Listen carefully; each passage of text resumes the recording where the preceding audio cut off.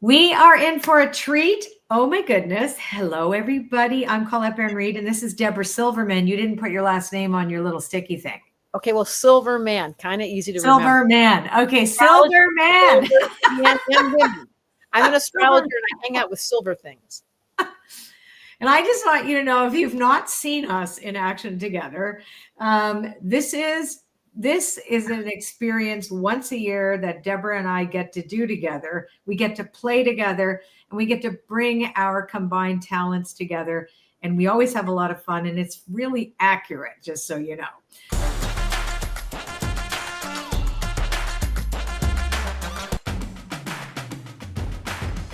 I do want to say something about Debra. I've known Debra now for 30 years. She is one of the most extraordinary astrologers and has the best, bar none, astrology school in the world online. I know many astrologers that have come through her teachings that are so extraordinary. She's absolutely phenomenal. There's no better teacher out there. You just really are amazing. And I don't get paid to say that, just so you know. I get nothing. All right. I'm not an affiliate. I don't get money. All right? Right. It's just that good. So, and she's just that good. So I'm super happy. And I will say too, I've had personal readings. My husband has had readings, and they have been life-changing. So I don't think you do that anymore, do you? Like, you just let people do it. I know, me too. But I've trained people to do it. And yes, once in a while I do it for someone if they really, like you. And also I want to mention that you have a book coming out in April, right? Yes. Don't you believe it? What is it called? You don't believe in astrology? I read it. So first of all, just announcement. Colette and I have a lot of chemistry. You're going to feel tickled. So yeah. This is as much about learning about the upcoming year and what the cycles are as it is about seeing two best friends. So right. If are you feeling down, you won't be feeling that by the time this. And I want to add one more thing. Get a pen and paper. Yeah, right now. I'm going to give you very specific details. For some of you, the chart's really going to be activated, and I want to make sure that we don't miss anyone. So please draw some paper, pen, and something that you can actually record, and maybe a calendar, so that you'll be aware. I can even, by the end of this, if we want, Colette, go over when are the full moons coming so you can prepare, and when is Mercury retrogrades coming. So at least you've got it written in your calendar. I agree. But now we're doing an entire year, you guys, so we'll have plenty of time to talk, her and I. But I'm just so enthusiastic because I love it when we get to do this. And it is my most popular video series. When she and I get together, like, things just explode. So, and for good reason. Okay, so we're doing a little different format this year. So Debra, I'm going to ask you to lead. I've chosen cards, etc., but let's let you lead, and I'll slide them in when it's appropriate. So you go first. So let's just first do an overgenerality. That 2024, which I predicted, was a very soft year in that the dramas were cooking. They were under the system. We knew there was a political shift in America. There's been political shifts around the whole world. We knew that there's this conversation about climate crisis, and we knew that there was conversations about how the world was changing. That's true. But 2025 is kind of like you can smell the fires beginning. It's not there yet. 2026 is really where all the planets, the outer planets, shift. So 2025 is kind of like put your seatbelt on. It's preparing you for something. I'm going to give you some beautiful upcoming optimism from some signs. For some signs, there's but for some signs, there's challenges. And that's the nature of this reality. Everything goes in cycles. That's what astrologers know. The moon moves in cycles. The sun moves around the sky. And all that is to say, there's up times, there's down times. And what a great idea. And this is what the cards do. They give you insight to know how to spiritually navigate. Yes. Perfect. And that's what we specialize in. So 2024, while it's closed, there was definitely Saturn in Pisces for the last 2 years. It has somewhat 2025. It continues. And Pisces is the sign that says, I feel like something's wrong, but I don't know what it is. Oh, I don't really care. So that's what we've all been saying. Something's going on. I feel like it's a little awkward. I probably should start considering the future. I don't care. But when Saturn enters Aries by the end of 2025, and then certainly all of 2026, that's when the fire gets lit. So the good news is we're in a soft focused time where we're going to find out who of you are being activated to grow in order to prepare. 2026 and 2027, when Colette and I do this next year, will be a very different conversation. Yeah. But this year is just good, solid information, solid insights that are going to allow you through the cards and through the stars to navigate. Love it. So you're going to do yes. Okay, perfect. So let's start with Aries. So Saturn's going to enter Aries May 25th to August 31st. So the second half of the year for Aries, you guys are going to be really disciplined. And you've had the good fortune this last year of 2024, entering 2025, that the North Node was in Aries. So for the last 18 months, you had a cosmic support that gave you some chi. And there was also Jupiter's been in Gemini, for those of you that know. And if you add air and fire, Gemini is air, Aries is fire. It's been a very energized time for Aries, almost for a year and a half, where transformation's kind of struggling. It's asking them to change. Aries went through a change in 2024. And so this year, 2025, is a little bit calm for the first 6 months. And then the thing, when Saturn enters Aries on May 25th and onward, you guys are going to be feeling a very strong, energetic. And the new moon solar eclipse in Aries on March 29th is the first eclipse of 2025, where you're going to feel yourself looking at codependency or independence. This is the favorite sentence of every Aries. I want to do it myself. But then they're looking for approval and they want you to notice them. And then they want to go off and go by themselves. Colette knows this one. They want to go off and do it by themselves. Like, if only everyone would leave me alone. And they're like, are you watching? Can you help me? And you're like, well, that was a little confusing. So all of Aries' dilemma this lifetime is, I want to be self-sufficient, but I also need feedback because I'm a fire sign. And if you don't stare at the fire when you walk in the room, what are you doing? Right. So Aries, you're going to take a risk. This spring is a new era for you. In 2025, there's a new era when Saturn enters Aries and when Jupiter gets into Gemini. You have really, whatever all that change was in 2024 and the beginning of 2025, by 2026, you're like, wow, I've got a new job. So be prepared from some new activity. Now I want to hear from you. Okay, perfect. So I want to talk about Aries in the first half. And then Aries in the second half, because they're very, very different. So I'm going to choose just a couple cards for the first half. So what supports Aries in the first half of the year is time to go.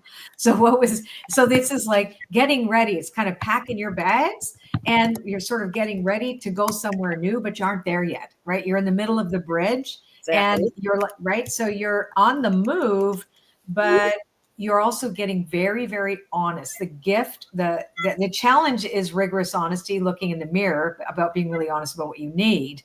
But the support is you're ready to move to this next level, but you're not there yet. So come May, when we hit May 25th, when Saturn goes into Aries. And I'd love you to talk a little bit more about what that actually means. Like, what does Saturn in Aries actually means, right? So great question. Can I do that right now? Yeah. So when Saturn enters Aries, which is May 25th all the way through till August, and then all of 2026, discipline. When Saturn enters a sign, it says to you, what are you doing, Aries? Because you had all those last 2 years of feeling the changes were coming, and you let go of some things and you're starting new things. But now you've got to get real. It's work. So I just want to say to Aries, you're going to be in strong focus, because Saturn's like the old man from the high school, your principal, and he's like, what are you doing? So it's not a very, it can be unfriendly if you're not prepared. What I'm telling you is know that something's coming to fruition in the months of May, June, July, and August. Let it just continue unfold. Don't push, Aries, because you're so pushy. Right. Well, that makes more sense now, because it's funny, because the second half, the support card is mending, which is about, right? So mending my ways, really getting serious, right? It's about being serious. It's about picking up where you left off, or things that got left undone because you were a great starter pistol and you didn't finish, right? So it's about finishing things. And there's something fated. The challenge is the fate of the moment. In other words, if you've prepared well, you're going to ace this. If you haven't, you'll be faced with, oh, I'm going to really have to buckle down now because I wasn't ready. I didn't get myself ready. Yes. So it's everything from moving. Like when Saturn enters Aries, it will find, by the way, in 2026 on Valentine's Day is when it finally lands for 2.5 years. So you're preparing from May till July till August to say, I feel like something's cooking and I know I need to be mending and preparing. But if you're reluctant, to Colette's point, or you're just kind of floating around rather than taking advantage of these foresights. If I was an Aries, I would say, oh, wow, so much has changed. I've got to prepare for 2025 and certainly 2026. So let me just get my goal setting straight. That's it. And goal setting. that's what Saturn is. Saturn is a serious goal setter. Yeah, I love that. And discipline to complete things. For example, the things that you might have had to let go of in early part of 2024, this cycle of time where you've had to be faced with changes. And now it's like, you don't get to have a hall pass and start and just anything from anywhere. No, you have to choose and pick one, right? And get really disciplined and show up and get slow down too, which is not comfortable for Aries. I think Saturn goes like this to Aries too, like it's frustrating. Yes. So people that are born, here's the dates. Those born between March 27th and April 1st are going to be affected the most with Saturn entering their sign. That's going to, and it's also the eclipse on March 29th. It's going to affect those people, March 27th, 21st. You are the ones that we're speaking to. Get prepared. And then I just want to finish by saying Mercury retrograde for all of you Aries starts March 15th. So that's just good to know. Like, you don't want to travel March 15th. You want to be conscious that, or you may be, I mean, Colette loves Mercury retrograde. I travel in Mercury retrograde. I do all kinds She's of stuff. defied all of this, but it's good to know that era for Aries is going to be sensitive. I would change it to sensitive. Yes. I'll be in Portugal that day. So Mark will not be going anywhere. We're already there. We're already going there. Oh, but that's what I mean. Traveling, really good time for Aries this year. Preparing, traveling, moving things, and then being prepared for 2026 to say, this is what we're doing. I've done all that changing, and now I'm settling in with that Saturn entering Aries. So okay. I want to just ask a question about Aries at the beginning of the year. So we have obviously January, February, March. Is it just kind of blah? Well, it's not. It's the continuation of this conversation that they keep feeling like they're inspired, but they're a little confused, but they're inspired and they want to change, and things are coming together, but it's not glued. I get it. So 6 months, nothing glues. Then March, you start getting a glimpse like, wow, that's so good. It's finally come clear. And then the end of the year, they're like, okay, now we got to prepare, because Colette and Debra told me it's the new year, and 2026 is Aries year. Yeah, it did feel a bit nebulous. It is nebulous. Nebulous at the beginning of the year. Okay, good. Okay. Now, so we're going to go to Taurus. Mm-hmm. All right. So this year, Taurus is being supported through slow and steady growth in the matters of heart, of comfort, creativity, all their favorite things. Why? Because Jupiter's in Cancer at the end of the year, but the beginning of the year, it is in Gemini. And Tauruses don't really deal well with speed. So for those born, here's a date for you, born the 18th to the 20th, May 18th to 20th. The second half of the year, you're really feeling supported. The first half of the year, there's this confusion, not confusion. It's like, don't push me. This is Taurus's favorite line. Right. Anyways, you'd never push a Taurus. You never tell them what to do. You don't watch them when they're working. You let them be patient. And then the second half of the year, when Jupiter enters Cancer, they're like, wow, I'm moving. Like, this is a fluid time. And while I felt pressured before, now it's just natural and effortless. So I would prepare, if I were you, Tauruses, for the second half of 2025 to let yourself do some traveling on the second half of the year. That would be a really smart thing. Then one more thing. People that are born at the end of Taurus, from May 15th to 20th, Uranus is sitting on your sun. This is once in a lifetime. And it really creates, they hate this, Tauruses. It makes everything go uncomfortable. Like, why is everything rocking and rolling? And so you need to know that to prepare. Oh, I was warned with Debra and Colette that there's this movement, kind of like a pushiness, and then things really do change. So Taurus, for the last 6 years, in various degrees, we're talking about May 15th to 20th now, that's the end of the month, they have all been at some point rock and rolled through Uranus hitting them, but it's almost done, just to let you know. So the very last few degrees. But the other people in the beginning of the year, it's just Saturn's in Pisces and Neptune's in Pisces. And there's this wonder, like Taurus is not having a hard time, most of them. Right. And just put some distance between you and the imposter. You live a lot, Taurus, is feeling insecure for no reason. Mm-hmm. They have a really sense that they're not doing enough all the time. Mm-hmm. So I'd love to hear, this is a theme for their whole life. But can you pick a card for the up? Sure. I'm gonna. So what is helping and what could be the challenge? So yes. For the first half of the year, that the support card is blessed, right? It's the card of blessings, right? So that, just to your point, there is no need to be insecure. And interestingly enough, it feels quite diaphanous. Like when I say diaphanous, it's like you've got these really strong see-through cobwebs holding you up, but they seem like they wouldn't, but they really are. So you can kind of lean into it like Midsummer's Night's Dream in the beginning of the year, and allow yourself to be creative too. So I think that that's also a piece of that. Soulmates is interesting. That's the challenge. So it's who you are connected to. So so it's the challenge will come to you from family, people close to you. The don't push me piece is really going to come from the people that count. And so, but that said, it's such a positive symbol. It's not as bad as you project, right? Again, it's a lot of projection. That's the first half of the year. The second half of the year. So I really like that. Again, coming in, knowing that on a big picture level, Taurus, starts the year supported, but needing to count their blessings, really needing to count their blessings and count the people. Can I highlight that? Yeah. Tauruses tend to forget the simple pleasures are enough.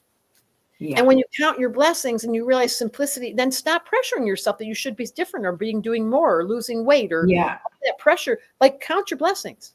Yeah.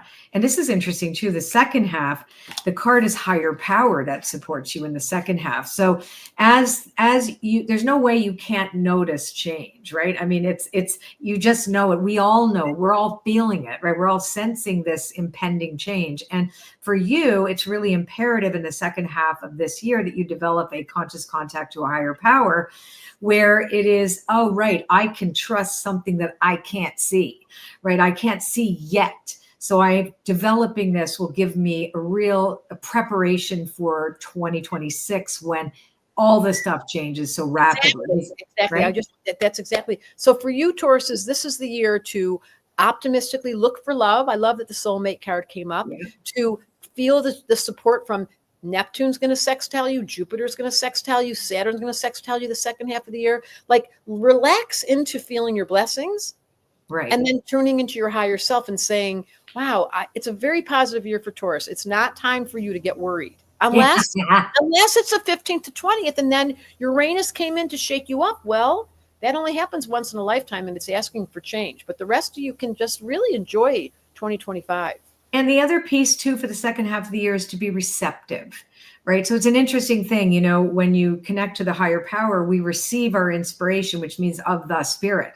So it really is about allowing yourself to be inspired. You're right, Debra. It looks really 2025 for the Taurus personality, other than, again, Uranus is just something that makes rapid change. It creates instability temporarily and then create something new from that. So that's right. That's true.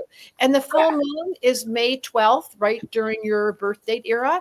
And so make a mark on your calendar during May 12th when your birthday's there's this big giant energy. And I think the problem with Taurus often is they live for no reason with insecurity. Like, it's the person that doesn't think they're that pretty. And it's the person that doesn't think they're doing that well. And it's the person that thinks but instead we're all saying, we're so glad you're here. You're the stable one. So isn't the full moon in Scorpio? But it's during the month of Taurus. Yes, it's during the month of Taurus. It's the full moon at the time of Taurus. Yes, I get it. Because it is about that, don't pick yourself apart. Especially not, because you're right, especially with so much supportive energy for the entire year. Why would you live with insecurity during 2025? This is your year, Taurus. So calm down. Okay. That's real. And I think the Lover's card or the Soulmate card is, there's a soft enough energy right now where you guys can just go ahead and take a risk. Yeah, that was the other piece, because when Yin is in the protection position, it also reminds you that not to be afraid to make this first move.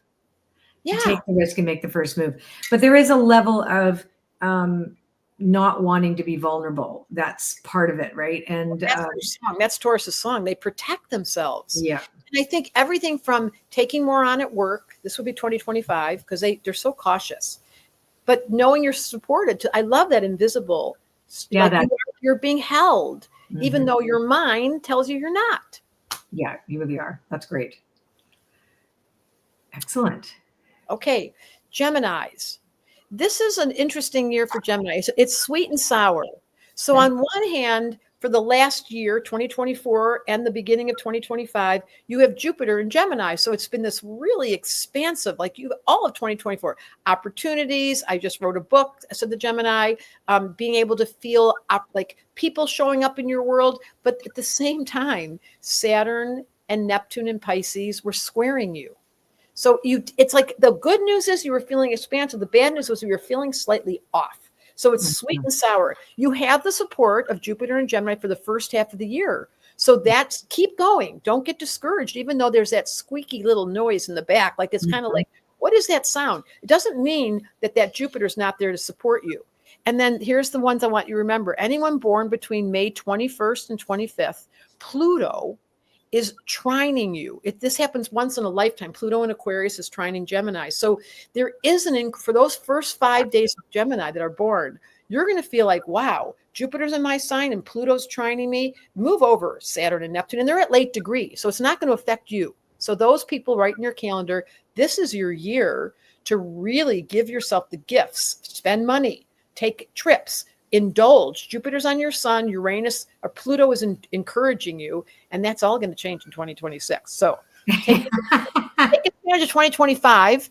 And then the people born between June 13th and 21st, you're the ones that are dealing with all the squares. And it's been going on, by the way, I'm going to say from November 2024 all the way till May of 2025. You guys, it's like a push-pull feeling. Like I'm so excited. Jupiter's here. I'm having opportunities, but I've got this funny thing in the background. Don't misinterpret the funny thing in the background. Take advantage and do the risks. I want to hear what cards, because I'm a Gemini. Yes. And then we have to talk about the second half of the year. So that was the first half. So Okay. happy, Miss Gemini, and here and now. So it's really important that, like you said, Jupiter and Gemini, there's the party, but it's also to trust that you really do deserve all these good things that are coming to you. So don't listen to that stuff in the background. You might be feeling like second guessing all these opportunities, etc. Don't bother, because that's not the truth. The truth is to take advantage of this other energy, and you'll be a lot happier when you do that. So there's also that quality of a sense of humor, which Geminis have, right? So there's that quality of sense of humor. But the other thing, the challenge is to stay in the now. So the here and now card is be really present, because that's the only way you're going to be able to work with the energies in a way that's going to be meaningful for you. So jumping ahead or looking too far into the future, like going like this sideways over here, let's go that's not going to work. It's really remaining. And that's not the most easy thing for Gemini. But this is the first half of the year. Let's look at the second half. The second half, when Jupiter enters Cancer for the Geminis, it's going to feel like, where did all that wonderful energy go? Happy. Like I couldn't believe everything was going my way. Now it's slowing down. So work might slow down. Finances might slow down. There's a lot of love affairs that come in during the first half of the year for Gemini. So don't misinterpret when this energy shift, because Saturn's going to be supporting you when it enters Aries for a little bit, but it'll go back to Pisces. By the after August 31st, Saturn goes back to Pisces, and it continues being in that. Pisces and Gemini don't get along because Gemini's love is so unbelievably fickle, and Pisces is all confused. So you put the two together, like, I don't know what I'm doing. So that era, the first half, you have support from Jupiter. The second half, you've got to start slowing it down a little bit and not misinterpreting. I want to hear the card. So the cards are really interesting because you got not for you and protection, which means it's about discernment. It's about letting go. It's about not chasing something that's not working. It's like, don't even think about it. It's kind of like, okay, this has to go. And I think you mentioned it when Jupiter went into Cancer and all of a sudden the energy changed. It's not a bad thing, but it will slow you down enough to say, I need to be discerning. Like, I don't want these people around me. I realize that I thought that was going to happen. It's not. Something better is there. And it's also about choice making. So the challenge will be the fork in the road is, what are your choices going to be? Right. It's like, and making the choices and yes, bringing them down to the ones that are the right ones, not saying yes to everything because you got to think about it. Exactly. Yeah. So that's so well said. The first half of the year and the last half of 2024, opportunity. I'm saying yes to everything. And then all of a sudden you have to figure out what you're going to let go of. Yeah. it's okay to not feel this, because when you know how it is when life is on the upswing and everything's going so well, then the energy shifts. And I know.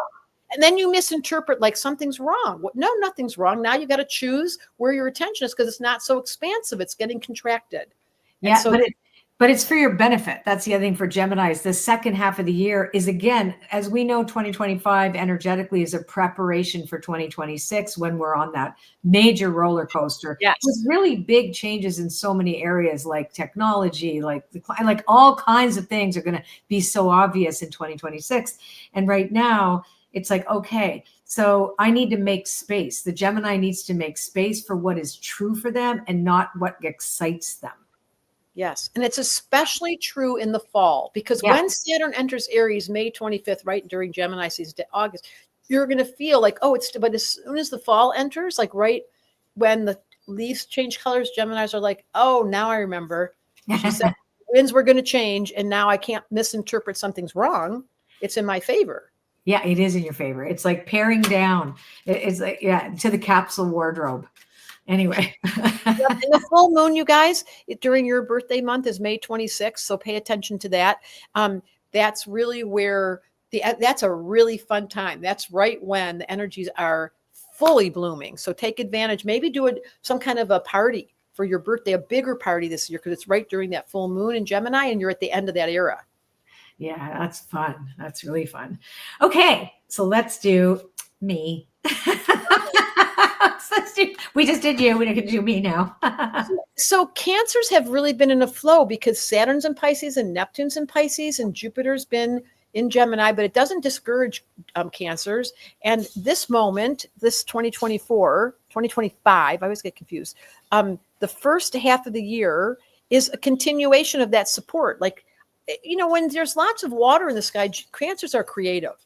They can't help themselves but do their art. Like, welcome to Colette. To make their music, to play with the family, to make sure they're cooking. Like, there's a flow state that's been going on. So that's really great. Now I'm going to give you some of the stronger Cancers born July 6th to July 22nd. You're the ones that are really benefiting from Saturn being in Pisces. Like, it's all trining. What does that mean? When there's two planets in the same element, they're both in water. We call it, it's a 120-degree line, like in a triangle. It's one line.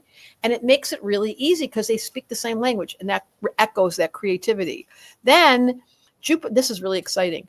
June 9th, Jupiter moves into Cancer. So you want to write that down. And that is where, so for the next year, you are going to feel, anybody born July 22nd to July 20th, that's a whole bunch of them, you're going to get the most energy. So for June you, 22nd. Sorry, that's what I said. I said it wrong. June 22nd to July 20th. You guys are the ones who are now, what the Geminis have, you have opportunities. You're going to be very careful. You eat more. People can gain weight, which is a real problem for Cancer. They feel indulgent. But just you're going to notice that during 2025, you are expanding. You want to make your house nicer. You want to figure out how you can go see the grandkids. You want to figure out how, like, it's just a really positive era. And why not enjoy it? Even if it means you gained weight. Like, that doesn't happen very often. Every 12 years. It's only once every 12 years that Jupiter comes into Cancer. So this is, so if you think back 12 years ago from 2025, what would that be? 2025 minus 12 is 2013. And that would have been a year also where you expanded and traveled. You guys got to look backwards and see that. So here's another piece of information. People born June 22nd to June 27th, there's some squares when Saturn goes, this is the second half of the year. This is when Saturn starts to square you. It starts to square the Cancer, because Saturn will enter Aries, and fire and water don't get along. So just good to know, the second half of the year, you early Cancers are going to go, wait, I was told it was also positive, and now it's the same thing that Gemini has been dealing with. There's a positive strand, there's a negative strand, but Jupiter always wins. So enjoy Cancer. This is your year, 2025. Great. And it starts June. You want to know when it starts? June 9th? Yep. The rest of the year. Great. So first part of the year for Cancer, Treasure Island, and Not For You.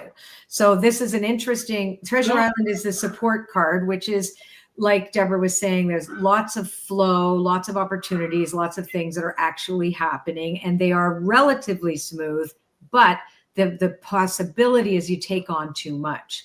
So this is the first half of the year. So even though we talked about the second half, I'm afraid to see what happens in the second half. But so the first half is about being discerning about what you're saying yes to. Because there's so much flowing here. Remember, yeah, there's too much. Sometimes it's overwhelming. Too many opportunities. Yes. Yeah, overwhelming. There's just too much. There's just too much. It can be too much. So you are going to have to recognize when you have to let go of something. And Cancers don't like letting go. Like I am one, I know it. And there's not, and my claws are over, my claw marks are on everything I've had to let go of. So I understand.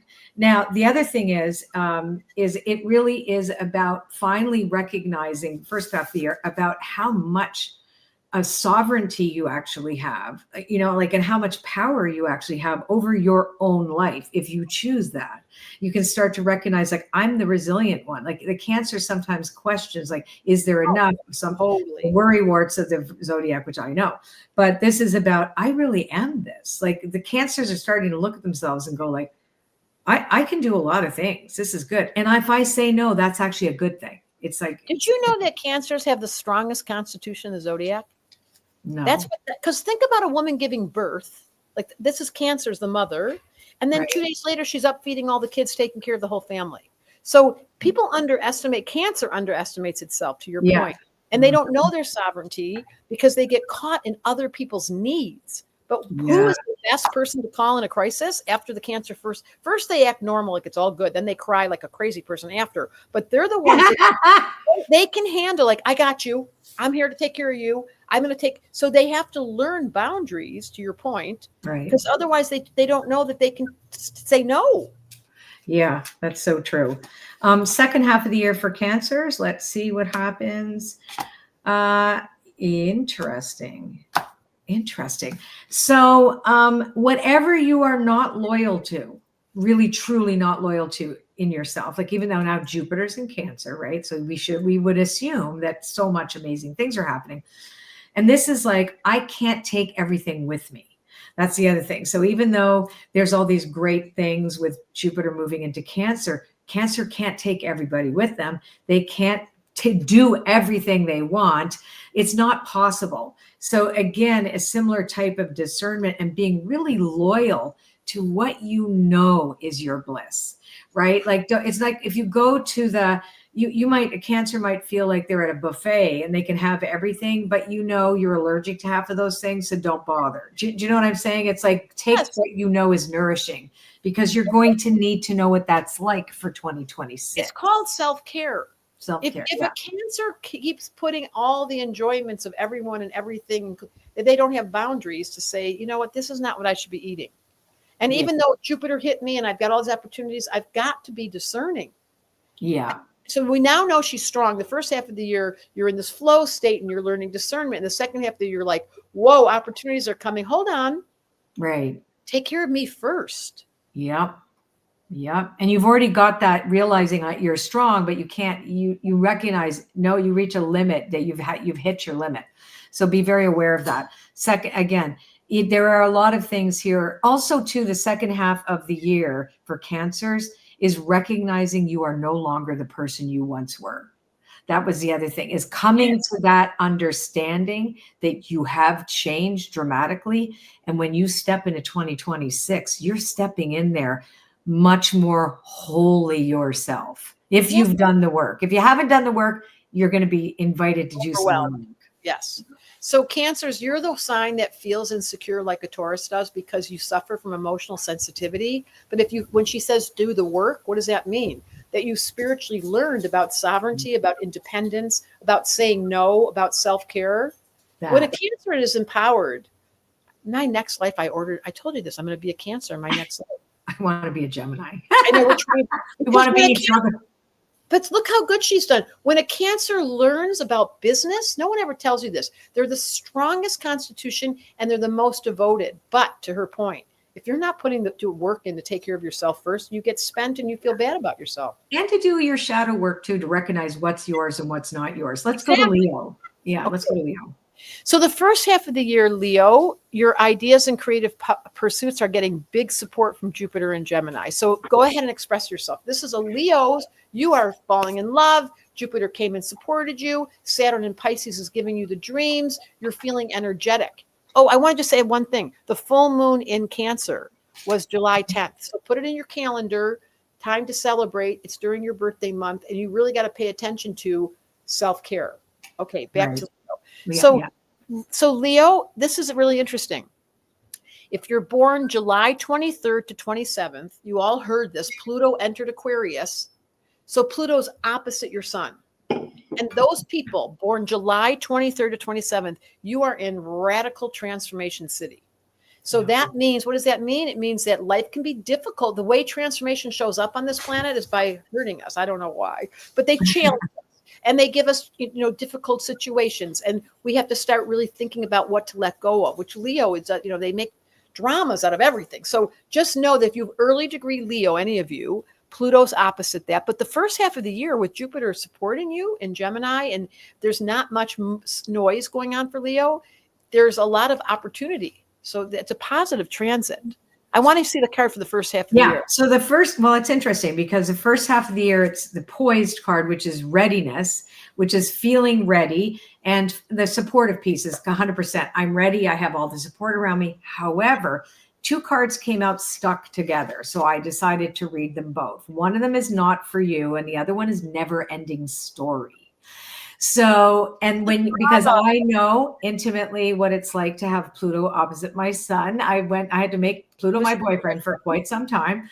So this is really about all those things that limiting storylines narratives that you tell yourself that you've inherited, that you believe about the world, that you believe about yourself, what you can and cannot do, your pride, your ego, all of those things that can be challenged or by external events or whatever, but they're not as important as you think. And that's what the not for you card says.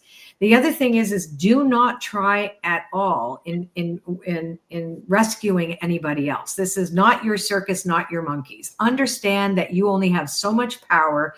You don't have as much as you think you have, you don't have it. So you have to know what is yours to do and what is yours to let go of, live and let live. I think this is a really good time to study with you or with me, because when you realize that your dramas, Leo, are interrupting your inner peace, you've got to figure out the technology of how to do that, because you're susceptible to making things worse with just the way you tell the story and how you get indulgent. The upside of Leo is they love life and they're spiritually amazingly creative when they have a teacher. So good thing for Leo the first half of the year to be able to take that so you don't have the difficulty. And the other cool thing is when Saturn enters Aries during that window from May to August and then all of 2026, all of that's trining you. So just know that 2026 gives you more juice, but right now you might want to do some introspection. That's what I would suggest for Leo. Do some work on themselves. And let's look at the second half of the year. Okay, go ahead. You go. I want to hear. Yeah, because I have help. Right. So there is help. I have a leg up, which is knowing how to ask for help, knowing how to be the person that helps, but particularly that help is coming for you and building blocks. So the second half of the year is about creating some form of stability during the transformation. Like transformation means change. And likely it is confrontational, right? Like confrontational. But at the same time, you have all these other things that are trining you that makes it a lot easier for you. So this is about understanding how to get internal stability while all this is going on. Exactly. Right? Yeah. Because it doesn't really affect them to 2026, the support. It's only there for those support. And then it goes back to Pisces. So that's why I'm saying the foundation you're talking about is Leo learning spiritually how to not take things personally. That's a technique. It's not natural for Leo to learn the spiritual, and that's what Colette teaches so strongly. Take responsibility, learn with your own internal dialogue, process your own narrative so you're not hurting yourself. Because while Leo this year, if you're not careful, the drama is going to catch your attention. Yeah. Perfect. Okay. So let's do the next one. And your full moon, you guys, is August 9th. That's when you want to celebrate, pull the energy up, start watching August 2nd and 3rd. Wow, my energy at the drama. But I learned watching Debra and Colette, like I can change the storyline by detaching. That's what Pluto's going to do to those early Leos. Like learn about, it's just a movie and you're one character, but get in the audience. Get off the stage for a minute and just watch. And it makes you stronger. Like, that's the other thing. Pluto doesn't come in to screw you up. Pluto comes in to challenge you or to get stronger. And I watched you go through that. Yeah, like it is difficult, and it creates a need for you to do some shadow work and stuff. But I think because Leo has such a generous energy and is so creative, that you have so much support, planetary support, everything, that you can not only do this, but see results that's really tangible in a short term. And just one more thing. If you're born August 17th to 22nd, because Uranus will be squaring you the first half of the year till July, and then the second half of the year from November on, that's where the drama gets set up. Because, and I watched Colette go through it, and she sought help. When Pluto went opposite, when there was challenges, she was like calling the astrologers and doing her work and calling therapists. And that's what Leo is not great at doing. That's what I'm trying to say. You're allowed to go enroll someone you trust to help you out of the drama. Yeah. And don't participate in the drama, because 99% the drama is a projection of stuff that you haven't dealt with yet, and it's living in here. So yeah, it's not as scary as it seems. If I can do it, it's not even Leo. You're actually not having, and by 2026, you're going to say, wow, 2026 is a great year for Leo. But 2025 is self-reflection. It's not. Yeah, it's about self-reflection. I love that. And that's not so, when you put it that way, yeah, it's not so hard. It's hard for you. And I watched you. You did so much self-reflection, and you really changed. And she became boyfriend and girlfriend with Pluto. With Pluto. I thought that was such a brilliant way. That's what I'm trying to say. You change your narration about negativity, and it becomes an ally.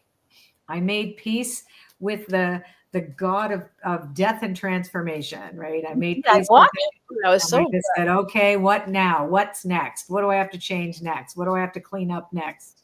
Oh, I don't have to clean that up. Oh, okay. This was I do. Okay. It's just like, it's not easy, but it's worth it. Oh my God. On the other side of it, it's so great. Okay. Virgo. There's a lot happening for Virgo this year. Let's start there. We have 2 eclipses, September 7th and 21st, and they're both going to be affecting you. The first one is the full moon on September 7th in Pisces. That affects Virgos, and Virgos born between the 6th and the 11th are going to feel it. What happens during an eclipse? It's an opportunity, not unlike Pluto. Pluto's a little longer. He stays there. He doesn't leave. Like, you can ask Colette how long she had to deal with that. This one is more, an eclipse is like, whoa, I just got activation. If you're awake to it, that's why you're writing it down, you Virgos. I know they'd love to write notes. So September 7th. And the second one is September 21st at 28 degrees of Virgo. So the people that are September 20th to 22nd, you're going to be most affected by that second eclipse. And so this is over the next 18 months. This is the perfect time to work on your internal dialogue and replace the judgments for some positive unconditional love, because you guys are so hard on you. You might want to work on letting go of perfectionism, Virgo, by cultivating more of the Pisces. Whenever there's an eclipse, there's 2 flavors. It's an opposition. That's what eclipses are. They're full moons. They're always in full moons. So the Virgo saying, I feel like something's activated in me and I'm nervous. And Pisces goes, I'm so confused. Or that's what Pisces do. That's not nice. Pisces isn't always confused. They just want to be quiet because they can't figure things out. You know that feeling when you're really upset and you're like, can everyone leave me alone? That's Pisces, but they stay in the room too long. You're like, come on out. But the Virgo is going, oh my God, I'm so worried. And if you could do this year during those eclipses, Virgo, take advantage of changing your narration. Mm-hmm. Like, what happens when you're a little bit activated? Oh, I know. I make a list, said Virgo. And then I start to change my diet. I get my supplements in order. Oh, I know. I do read all Colette's books and Debra's books. I'm learning about astrology. I'm learning about the tarot. I'm learning about divination cards. This is great, Virgo. You are primed to use the intensity to take yourself into the questions that you need to ask. So first half of the year, Virgo, September, well, that's the fall, really. That's not to the fall. I'm going to say the first half of the year with Saturn opposite you, Saturn's in Pisces, Neptune's, it is probably I'm going to say a work year for the first half. And then once the fall comes and the eclipses hit, now you've got some activations to like change your job, like change the relationship. It's going to be very intense for Virgos the second half of the year. I'd like to hear your first card for the first half of the year. The first half of the year is about indecision, indecisiveness, right? Which is interesting. So it's that's very Virgo. Yeah, but it's asking Virgo to just make any choice, right? Like just choose anything, make a choice, just make a choice and explore the choice, as opposed to sitting on the fence and going, I don't know which choice I should make. This one isn't perfect. Maybe that one will be more perfect. That's the worst thing you can do at the beginning of the year. And the interesting challenge is to allow yourself to go with the flow, right? So you got the fork in the road card in protection, then you got the to the sea card, which is your challenge card, which is interesting because it's really about, why is that a challenge to go with the flow? But because if you're nitpicking and you're like, I wonder what this is, I wonder what this is, or you're overly perfectionistic about the things that you're being creative about that you love, that can cause you more problems than you need to. Yes. Do you want to do the second half of the year? Well, I just want to highlight that the first half of the year, while Saturn is opposite and Neptune is opposite and Jupiter squaring you, you can't make, this is so appropriate. Virgos haven't been able to make a decision. And that's what you just described. They've this fork in the road. Like, should I leave the relationship? Should I? And the second half of the year, once the eclipses come closer, I would love to hear the card. What is the card for the second half? On the second half of the year? Not for you. This not for you keeps coming up. I'm telling you, they're supposed to be breaking up and letting go. It's what Virgos are being demanded. They don't like it. Listen to this. Not for you. And Yang, which is about where you place your energy. Get back to take your attention off the romantic, emotional content the second half of the year and get back to work. Get back to being a Virgo, really. Yes. Right. Yes. Right. And because it's very that's where you're going to get your reward. Right now, if relationship is challenging or the kids are challenging or you're finding yourself indecisive, which is what she described, then what do what you know works. Yeah, exactly. It's going back to what you know, and then you're going to feel really good.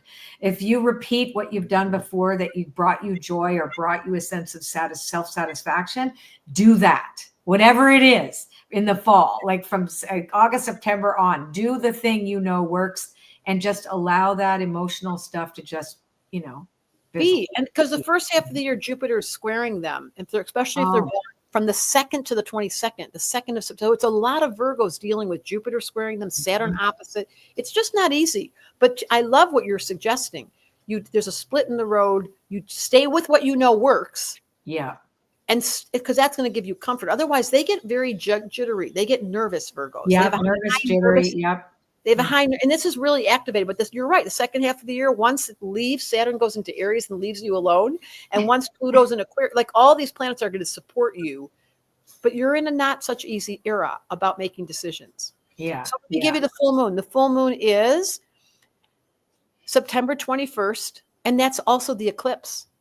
Sorry, the full moon is September 7th, and the new moon is September 21st, but both of them are eclipses. So this is a big year for Virgos because when an eclipse happens in your sign, there really is a chance to break free and break patterns. Mm-hmm. All right, Libra. Okay, the last 18 months, because the North Node, the eclipses were happening in Libra, there was a lot of cosmic support to let go. So they had like the people pleasing and the codependency and giving away your power. And now they found discipline about themselves. Yeah. It was kind of cool. Like they went away from that "do you like me" thing, and they really got self-independent, which is a big deal for Libra. So good news is that last 18 months leading up to the first half of the year, the nodes are still influencing you. I'm just going to add the really cool Libras that are born September 23rd to 28th. Pluto is trining you. It's a really positive energy. It's so strong. So take advantage. The first half of the year, while Jupiter's in Gemini, it's trining the Libra. The North nodes were in Libra. The first 6 months are positive. I want to hear what you say. Yeah. Well, Treasure Island and peace of the first 6 months, right? Like feeling like you really have it. You feel good about your internal abundance. Like in other words, you have a good internal resourcefulness. And you're at peace inside your skin. There's a sense of like, no matter what's going on outside of you, you're like, I'm not people pleasing. I'm feeling really good. I'm creative. I'm looking at beautiful things. I'm partnering in a good way, but I'm really at peace. Or I'm independent and I'm okay with it. The self node. I'm independent, but I'm okay. Exactly. And so and also the Treasure Island, you've got many opportunities the first half of the year. Like you did find some peace, and now opportunities are there. Let's do the second half. Yep. I'm going to say the second half, when Saturn enters Aries, those people born with the early degree of Libra, Saturn's coming to get you. It's okay. Just means discipline. But whatever you did the last year and a half in the name of Treasure Island and being able to feel peace, it's going to continue. Just be aware that you now have to apply it. Remember we said Aries, we're going to have to get committed and disciplined. Yeah. It's an opposite sign as Libra. They will too. The second half of the year is work. Mm-hmm. What did you get? So that's interesting. No place like home, but it's in the protection position, which is really about needing to redefine what home is for you. Like when you feel like the first half, you're feeling really good inside your skin. The second half, it's like, well, maybe not. Right. So it's like, So Libra. That was so Libra what you just did. and then to be fair, like, going back to your old ways, like, like weighing things and making sure you don't cross boundaries and things. But this is very good though, in that remembering what it is to feel like home and what works for you. When you cross the line into codependency or people pleasing or giving away your power, that doesn't work. And so you might have a minute where it's like, nope. And you actually say, nope, I've learned this. So that's actually really good because you have that balance that you've worked so hard to get. You have it. And because the last 18 months and the first 6 months of 2025, you were feeling supported. The second half is not easy, Libra. I'm just telling you. So to be able to come back home and discern what the teachings were is really going to help you, because I'm just going to give you from May 25th to August 23rd, Saturn will be opposite your sun, just giving you a clue about the future. And you don't want to fall back into the patterns you just changed over the last year and a half. So go home, go inside and do your work, but don't misinterpret that really positive year and a half, like things were happening. You were starting to get independent and you weren't getting so distracted by the other. And then Saturn goes opposite and Jupiter squares you from Cancer to Libra. And you're like, what happened to that feeling? Oh, that's right. I can continue. I can continue it if I really learned it. Yeah, I can continue it. Exactly. So this is it's an invitation to stop for a minute and go, nope, I'm going to go to what I learned. I'm going to go do it this way. Yeah, that's good. Right on your calendar, October 6th is the full moon. And so that's during your cycle. You want to really know that moment. It's going to be so interesting because now Saturn just flirted with you when it went into Aries, and you're starting to feel Jupiter squaring you, and it's a full moon, and you remember, oh, right, my job was not to revert back to old styles. I can continue what I learned during 2024 and in 2023. That was really a good cycle for you. We are dealing with Scorpio. I love Scorpio. Transformation is your middle name, Scorpio. And there's so much available to you this year because Saturn's in Pisces and Jupiter's going to be in Cancer. So the first half of the year, Scorpio, you've had to learn patience for the last year. Work was coming in, opportunities, but they didn't show up as big as you wanted them. What is transformation but saying, oh, I'm wise? Transformation is another word for I went through all the hard shit and I learned. Yeah. That's where they live. So transformation is your middle name. There's much available to you, and it's a fluid year for you. I'm going to add one piece. Scorpio is born with October 24th to 28th. Pluto's in Aquarius, squaring Scorpio. So you're really being asked to make sure that you do not get identified to what you get. So Scorpios get so controlling. But when Pluto's squaring your sun, different than opposite, it's going to challenge your control knob. It's going to ask you to let go. So just know those people that are born, that's early Scorpios, 24th to 28th. And then the first half of the year, because you've got Saturn and Neptune and Pisces, the water element is so strong, you're in a flow state. It just may not be going as fast as you'd like. It's so easy. So this makes so sense when I look at the cards. I'm like, this is just it's just so easy. When I'm listening to us talk and the cards make sense. And I'm like, how is this possible? Anyway, Scorpios are being slowed down, right? The regenerate, because the first half of the year, you can't do anything about it either. The Fates card is there. It literally, no matter what you try, the people aren't coming. The amount is not there. Even if you wanted to start something new, it's like, why is this taking so long? But that's okay, because the regeneration card is also in the protection position. The challenge is that you can't make it go faster. That's really your challenge. And that's okay. Like there's nothing wrong. You're doing it's not to say that you're stuck. It's just taking much longer than they thought. That's right. There is no stuckness here. It's slowness, right? So don't misinterpret the Yes. slowness to The word is stuckness. straight out of my mouth. Yes. Yeah. And then Scorpio's born September 17th to the 22nd. Uranus is opposite your sun, which means those few people, there's 4 dates there, September 17th, 22nd. This is the last of it, by the way.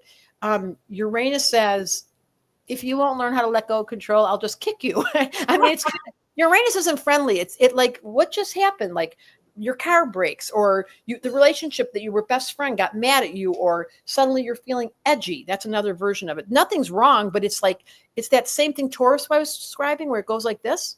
So good to know that you're not making the wrong interpretation of a ridiculous energetic that is simply testing you. I love this. The other thing for the second half of the year, this is an Jupiter interesting. goes into Cancer the second half of the year, and Saturn will stay in Pisces. So this is where it starts to flow. To the sea. It starts to flow. We are so good at this. It's silly. And I hope you guys just take these little sections. I hope you know to send your friend. They'll have the each time. Yeah. Okay, so the flow happens. Tell me more. What's the second? Yeah, so the flow happens, and you get a lot easier. It's interesting too, because it's, you know how we were talking about the control knob, right? So the change in the wind card always represents change that you didn't choose, right? And change that you have no control over whatsoever. But because you're in the flow state, this is a lot easier for you, and you're way more in that mindset of surprise me. Right. Like really much more into like, well, okay. You know, and it's very new and different for that kind of personality, right? It's different, but this is like, I can do it different. I can do it different because I was waiting. I wasn't stuck. And then all of a sudden the water came and flowed. So I can trust. Because they don't like to be out of control, but they like it when it's going in the right direction. Yeah, and it is. And the other thing is there's opportunities you didn't plan for that are coming too. That's also the gift of this. I think they're finally going to be ready for relationship. When Jupiter's in Cancer and Saturn's in Pisces, and they're having all this positive yum because they can be very protective. Cancers, Scorpios are so discerning. Yeah. And they have but this is the year. I'd say 2025 is the year for relationship for Scorpio. Interesting. Okay, good. Or deepening the ones you already have. Yes, same. Like really going on a deeper level and saying, wow, I didn't think it could be this good. Let's do Sag. Okay, this year's a bit of a. This year is a bit of a mixed bag, and it's been going on for Sag all through 2024 because they've got Saturn and Pisces squaring them. They have Jupiter and Gemini squaring them. In the meantime, what do you think Sag hates? When you tell them to slow down, or you tell them that they can't jump up and down and be loud. And it's been like that they have had some nervous energy. Now, the good news is you're going to get a lot of energy in the sky. If you're born November 23rd to 27th, early ones, there's all this trine from Saturn goes into Aries, and Neptune's going to go into Aries. You're coming, Sag, I want you to hear this. It's been awkward. It's almost like you've lost your chi, which they hate because they're physical. But it does come back the second half of the year. So the first half of the year is the continuation of like start, stop. I'm so interested to hear the card. So chaos and conflict, which look at it, stop, start, right? Like you isn't that funny? But also in community. So what's interesting is the challenge is around people. So the stop, start, nothing feels like it's gelling 100%. Like it feels very like a stop, start, And the thing is that big important thing is not to project onto other people, and don't allow groupthink to guide your choices is the other thing, because you might be looking at where's the truth, where's this, like where's that, to sort of get out of yourself. So be careful not to give your head over to the group. And that's what happens during politics, and Sagittarians are very political. So they get carried away, whether they won or lost, whatever side of the party you are in all over the world. If you could just not let that group think and the outside world keep calling your name, if a Sagittarian could stop being dependent on how opinionated they are and how strong they are and how they think people should listen to, this is not a time where you're being listened to. So it's going to change, because once it gets into the fire era, 2026 is your year. But the first half of 2025, Not so much. Jupiter squaring you, Saturn squaring you, Neptune squaring you, and you're feeling like I put one foot on the gas and one foot on the brake, and I can't get this thing to move. But you know what? The best part about that is that there's a message here, which is do something else. Right? It's like the best way a Sagittarius could actually manage the first half of next year, of 2025, since we are shooting this in 2024, is to realize that, okay, if something is stopping and starting, and I'm not really gelling with this whole groupthink thing, and nobody's listening to my opinions because I do need that big thing to talk about, what else could I do? And that's the other thing. So finding the thing that takes your attention while you're waiting for this cycle to shift into that, like you said, that fire area. Yeah. So find a way around it. That's what I wrote down was, it's so funny you said that. This year may test your commitment to your goals, but stay the course and then adjust if you need to change your purpose. It's adjusting. Yeah. Adjust your purpose for now. And then it will get very, so here remember we talked about cycles at the very beginning. Yeah. So Sagittarians for the last 2024 and 2025, the beginning of it is a test. Yeah. Second half, let's go. Second half, you will feel during that window when Saturn enters Aries and there's this shift of energy and Jupiter enters Cancer, there's a little bit of pressure off, like, okay, everybody leave me alone. That was a lot. And now all of a sudden, starting in September, as soon as that energy shifts, the fall to the winter, you're not going to be feeling as confused and you'll start feeling momentum returning. So don't misinterpret something's wrong when you're being, because it's happened to Geminis too. It's that, remember we called it sweet and sour sauce? It's like positive and negative, and which one are you supposed to focus on? Oh, that's right. Sit in the middle. Right. So this is also what's interesting because they got the orphaned card for the second half of the year, which is how do you define yourself with others, right? You know, especially since the beginning, you need to have something to have an opinion about, or you need to have truth to be talking about, or whatever. You're realizing, wait a sec, none of that actually worked for me.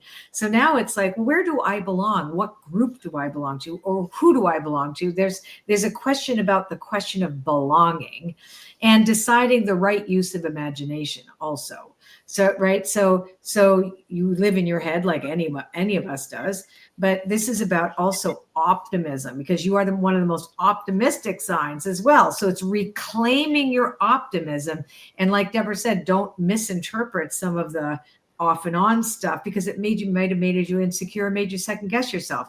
Now you're coming back into your own with some lessons that you learned actually about some of the other things that you decided to do that you wouldn't have done had you been in the middle of all the stuff. Exactly. That's right. So, and when a Sagittarius remembers we're all learning lessons, and even them, you know, you can be humbled, Sagittarian. It's okay to say you were humbled. You've been humbled for 2024 and 2025. And now the second half is better, but it really starts in 2026. That's when you're going to say, oh God, was that a long movie? And the full moon is December 4th. And so once again, preparing, leading up to that, that'll be right before Thanksgiving and Christmas. You're really going to feel your energy building. And that's when the energy starts to shift, is the end of the second part of the new year. Like once you get towards the end of 2025, it's much easier. Love it. All right, let's talk about Capricorn. So they've had, because Jupiter's been in Gemini, Capricorn, people don't ever understand this. Why does Capricorns love Geminis? Because they need the lightness. They get so serious. So there's been the Pisces has been supporting it. The water has been supporting it. So people that are born, now here's the second half. Let me do the first half. During those of you born December 22nd to 26th, so early ones, Neptune is going to square your sun. And it's not going to happen to the end of the year, but those people that have been dreaming up new businesses, which is what Capricorn does all the time, and they've been in a very creative cycle, and there's been lots of opportunities. The first half of the year, it is flourishing. There is a lot of opportunity for Capricorn. They're feeling like the wind's in their sails. The Gemini energy is supporting them. The Saturn and Pisces is supporting them. The second half of the year, when it moves into Aries and Jupiter moves into Cancer, gets a little tricky. So first half of the year, Capricorn, have fun. Let's hear the card. Well, it's knowing your why. So Capricorn is like going, okay, I know why I'm doing this. It's like, yes, I've worked so hard. I built this up. These are great ideas. I'm moving. I'm feeling very grounded. I'm walking up the mountain. Yes. I'm lighter. Exactly. I'm lighter. Truth be told, I'm seeing all the things that I know to be true happen in front of me. Right. So it's that. So I'm seeing manifestation. Yeah. It's about evidence. Second half is different.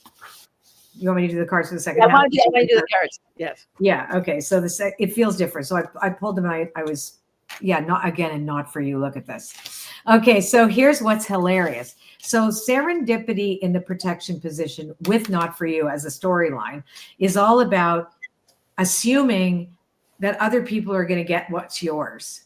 Right. So that it's like, competition. Yeah. Yeah. It's competition that you're actually nervous that you're not going to win it. Trust. Yes. Because when you listen, Capricorns, the first 6 months, you're on a roll. And then all of a sudden it goes, as soon as Jupiter enters Cancer and that's a square. Well, first of all, it's opposite you. That's the opposite. So it does bring opportunity, but Saturn squares you. I'm going to say 2025 for Capricorn continues to be as full as it was the first half, but there's a little bit of a competitive comparison. You're like, this was supposed to go much bigger than I thought. Well, it didn't get as big as you thought, Mr. Capricorn, Mrs. Capricorn. What it did was it got you grounded and you got a lot of results. There's nothing to compare with. Don't judge yourself. Right. And by the way, Jupiter is going to be there to support you for the whole next 2026. But there is an adjustment from what happened the end of 2024 through halfway through 2025. Yeah, and that's the thing. There might be some competition, but the only person you should be competing about is yourself, right? So you're right. Looking at comparing yourself, looking at numbers, things like that, you can't. This is really, really important to remember. Serendipity. If you didn't do as well as you thought, that's okay. Like, this is the thing. It's like, it's not all or nothing for Capricorns. And there is a tendency to think all or nothing, or they took it from me, or what do they have it and I should have had it, and da. There's a little bit of that capricious quality that comes up second half of the year, but it's very easily dealt with. By looking at reality, you're doing great. Just being realistic and seeing how far you've come, not how far you thought you've come. How far you've actually come, you'll be shocked at how well you're doing. And all you got to do is look at your numbers. Don't exaggerate, need more. Stay with your financial stability, how good it's been. And then I just want to say that Neptune squares your sun. If you're born December 22nd to 26th, there's growing pains in the summer. That's what happens, which is shift she's talking about. And that's Neptune squaring. You're like, did my dream even get realized, the full size of it? Well, it did get real. It's just maybe not as big as a Capricorn. You always over expect. That's the problem with Capricorn. Their standards are so high, but the rest of us are so impressed with you. My progressed moon is in Capricorn, so I'm aware. Yeah, it's a hard one. And they like to make it hard. And then here's the thing: full moon, January 13th, building up to your birth date. That's where the energy is really going to be strong, and that's when you're going to start feeling 2026 comes in with Saturn in Aries and Neptune in Aries and Jupiter in Cancer. You're going to be challenged in 2026. I just want to say 2026 is now, because 2025, there's nothing wrong. It's 2026 where you may have to change your movie a little bit. Yeah. But not 2025. That's still building, growing, not comparing, and finding, oh, it's leveled out. Yeah. But the leveling out is still so much higher than you thought it would be. That's the other thing, right? So it's like your perspective is skewed.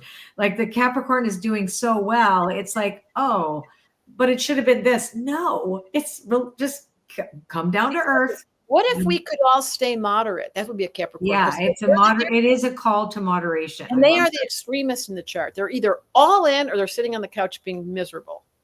Yeah, interesting. Okay.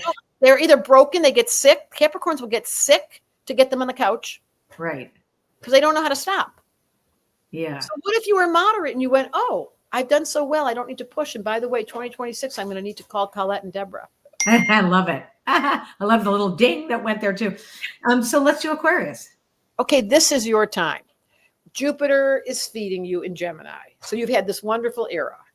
And Aquarius, Pluto just entered you. So there's a whole, because at 2007 till 2025, Pluto was in Capricorn. Just want to note that. So you Capricorns are off that whole hardship that went through all of your signs. You need to see an astrologer to see when it hits. But Pluto's an early degree Aquarius. And it means that they really get to change and we get to catch up to them. Like the whole planet. We're waking up to AI, the right use of AI. We're waking up to astrology, the right use of numerology, looking at the cards, looking at spiritual matter. Look how popular we are. Like, it used to be like this. Pluto entered Aquarius. Yeah, so We were definitely the fringe at one point. Now We it's are the front edge. That's right. So Jupiter in Aquarius is starting the revolution of our future and getting a glimpse. Bells are going off. It must be true. I know. Isn't that funny how the bells ring? Bells ring. Because we're talking about revolution, and that is what's coming. Yeah. Because that's coming right around the corner. So anyone born February 13th to 18th, remember I said Uranus was finishing Taurus? Well, it's squaring. There's a 90-degree angle from Taurus to Aquarius. So those people at the very late degree, here comes, remember, this is my image for Uranus, shaking you up and giving you some change. But the rest of you, that's not true. Jupiter's trining you. Saturn and Pisces is your friend. You love all the weird spiritual stuff. So you're in a flow state. It's not difficult. This is an Aquarian year of, oh, I have nothing interrupting me, but there's nothing exciting, so to speak, but there's nothing interrupting. I'd love to hear the card. Yeah, interesting. The Observer card comes up. So, which is, the Observer in this case is about reminding you about being the witness. And it's kind of like, it's okay to be the witness. Like that before it might've been challenged, but now it's like, oh no, this is my time. This is what we're supposed to be right now. You're naturally like that. There is a caveat though, to not be too opinionated and rigid about that. Yeah. And also not to be too self-centered as well. So there's kind of both and, like one is looking out, the other one is suction cup to the end of your nose. The reason I say that is because the chaos and conflict card is beside you in protection, which says you won't be having it. You're basically observing it. It's already happening. So why not jump in and do whatever you want, basically, because it isn't impacting you per se. It's about being the eye in the storm. But there are certain things, again, like being careful not to be arrogant, because you can see certain things from your perch in a way that other people couldn't. And recognize things. And if you haven't done your own personal work, it could kind of slide over there. So just be aware on the first half of the year. I'm sure you're going to be like that kind of, I told you so kind of a thing. What was our second card? One was the Observer. What was the other card? The Observer was chaos and conflict in protection, which means the chaos and conflict that's in the world is there anyway. You get to observe it, but be careful that, like, you might have an opinion. No, that's their problem. I want to highlight this. So Aquarius has the gift of seeing what's already happening and always calling it before it happens, but it doesn't lend itself to separateness. You don't have to be separate. You can just share with us and be compassionate about the human. Compassionate. It's a little cold. So be careful. That's why I said be very careful. A teeny bit of arrogance. You want to be more empathetic. Exactly. Yeah. A little bit more empathy required. Yes. And the second half of the year for Aquarius, which we haven't picked cards for, if the Observer and chaos is in safety, I would say your challenge, as you know, Aquarius, is that you see the world differently. And so you're standing apart. This is the first half of the year is a fluid year because Jupiter's supporting you. Then it goes away, and there's a quality of you really being by yourself in the room. I feel like there's a aloneness or a second. Don't complain about that, because you are always the one seeing things differently. And where does the person that sees the world differently, but the one that stands in the corner watching all of us? Isn't that interesting? What did you get? So I got, again, this not for you has come up a lot. And you've seen me shuffle these cards, right? There's a lot of cards. So, but this is about the alone piece, what you said. So how do I apply the card to what you've said? And this particular energy is about not making the alone be forever, right? So like, in other words, what is not for me is fine, but I don't want everything not to be for me, because it's like you can box yourself into a corner and find yourself all by yourself. That's the other thing. So you don't want to isolate. Yes, you don't want to isolate in that, because you want to take new life into consideration the second half, right? So it's like, staying in the Observer too long makes you isolated. I guess that's what it makes you look at the world from as though you're better than. As though you're better than, again, right? And this is about, no, you don't know everything. Even though you see things, you haven't experienced them. Seeing them and experiencing them are two very different stories. Having the experience of being in something isn't the same thing as observing it, right? So being in it versus observing it. So you are being required to step into it. But there really is a little bit of a quality that you have to be careful of. Again, the second. So this is a great year for Aquarius. Let's just say that. I would say that's true, that they are going to be in a creative zone. Just be careful you don't spend too much time alone. Alone, exactly. Or in judgment. Yeah, or in judgment. That's the other thing. In judgment. You're our teachers. Aquarius is our teacher. Yeah. That's what's going on. That's the revolution when the phone rang. Like, we need a new version of how to run the human experience by being kind. That's your stuff. But it doesn't help by you standing apart and whispering about us. Right. But that's the vision I got too. That's so funny. It's like, yeah, like being the one at the party that they're talking about you, but you're like, well, you're not helpful. Like, what is it that you see? Do I have snot in my nose? Like, it's like, don't just point. Just tell me where it is. Okay, and here's our last friend, Pisces. Yeah. So you have been through, remember I said Saturn was going to affect Aries in 2026? Yep. Saturn's been in Pisces since the 2.5-year cycle. It's been here for a while. Let's just see. I think I might have written it down. Since March 2023 through February 2026. So this has been a challenge for Pisces. Here's what, and Colette asked, what does that mean? Saturn's the old man of the zodiac. He's the principal. He's got your test, and he's got your scores, and he wants to talk to you in the room. Come with me, Pisces. And Pisces is like, ew, I'm so scared. Did I do something wrong? Kinda. You're either spacing out, you're isolating, you're doing too much art, you're not taking care of food, you're getting high, you're escaping. So we need you to come back. Mm-hmm. Come on, Pisces. So that's what's been asked of you from 2023, the spring of 2023 till now. And if you've done it, you've worked harder. That's what usually happens. You've been expected to get more done. You feel like you're tired, could be tired. That would not surprise me. Mm-hmm. That's the first half of the year. Tell me how it looks. So that's kind of interesting because they got mending and unfinished symphony. So this is about healing. Yes. It's really about healing yourself after feeling all this, also restriction. I think that's the other thing with Saturn, is that was a very restrictive, and you've been trying to escape the restriction, right? So now it's like, wait a sec, I don't need to do that now. I don't need to shimmy out to go anywhere else. I have to learn how to be in here. I have to land. And the unfinished symphony is about bringing back what I let go of, like bringing back what I didn't complete, like the lessons I didn't complete. But these are beautiful things too. Like, what did I forget about? What are the good things that I forgot about? Like reclaiming the beauty of your own wholeness. And discovering you don't have to escape from anything ever. You never did. There's nowhere to go. Nowhere to go. Yeah, nowhere to go. So the first card was, do it again. Say that. Mending. First card was mending, and the second card was unfinished symphony. Yeah, so the creativity is in such flow. So let's talk about that. This year, as the north node of the moon moves into Pisces, that eclipse I talked about, January 11th, the north node moves into Pisces, and then Jupiter moves into Cancer June 9th. The whole year is in your favor. And then March 14th, you want to write this down. That's the full moon. That's the eclipse at 27 degrees Virgo, which affects all Pisces late degree. The short answer is, this year, the mending and the healing as a result of the hard work that's happened for 2 years now is going to feel exhausting.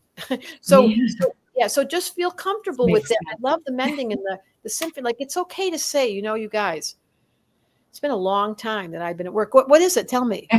This is for the second half of the year. You're not running out of time, TikTok, which is slow down. Like, literally, you need to lie down. Slow down to lie down. And round says you don't have to keep repeating the same mistakes. So, or even repeating the same things. Like, you're not on a loop. You aren't on a hamster wheel. That wheel got thrown away.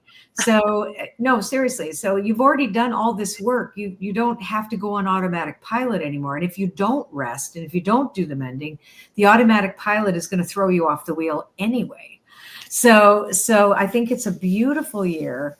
And I actually think what really hit me is if any of you Pisces are artists, or if you're writers, or if you're musicians, this is where the best music comes from, because it's poignant in the stories. There's so much pathos, right?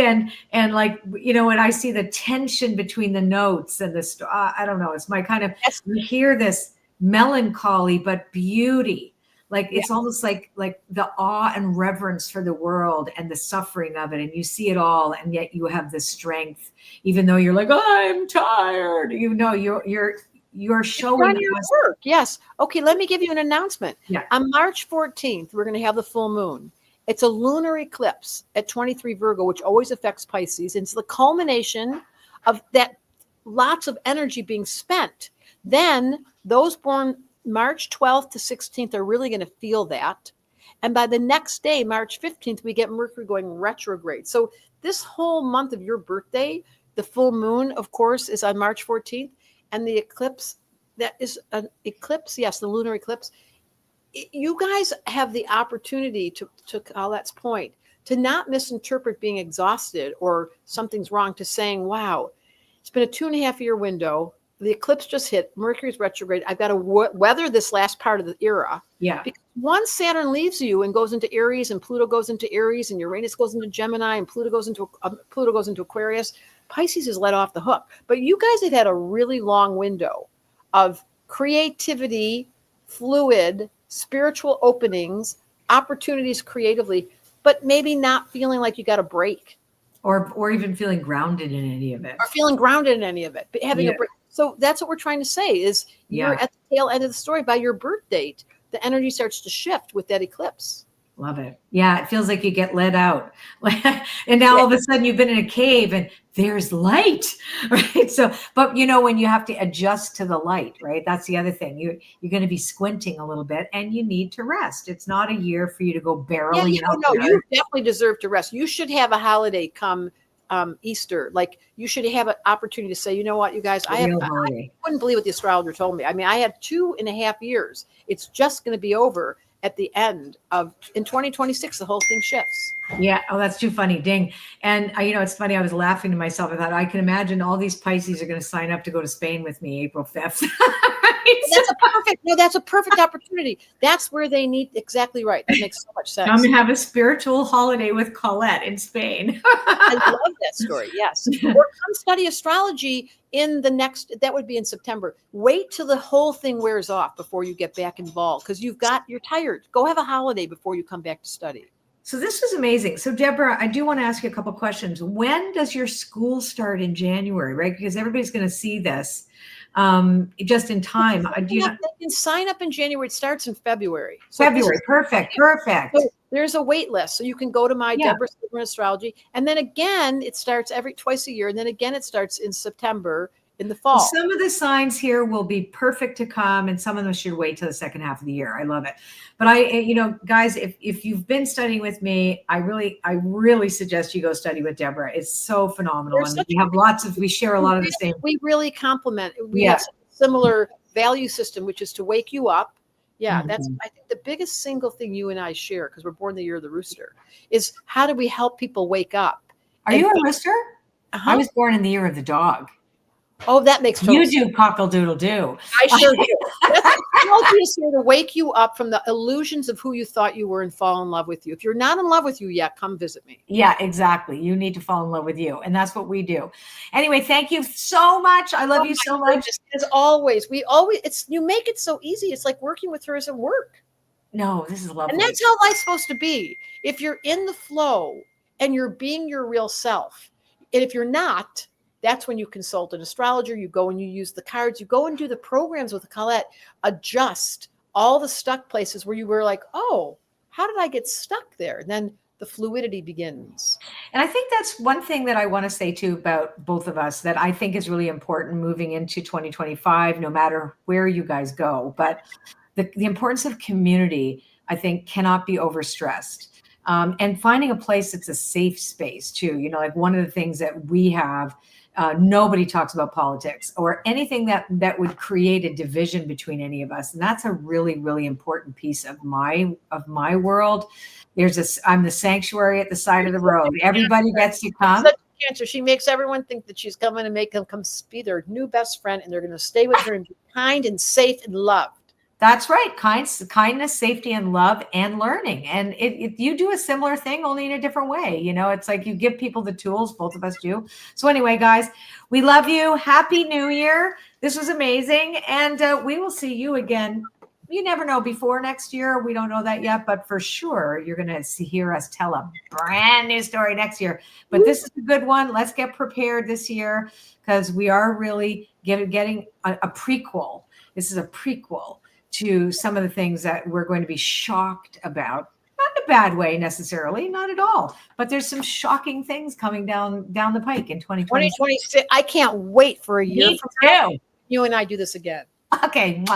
Thanks, everybody. Bye.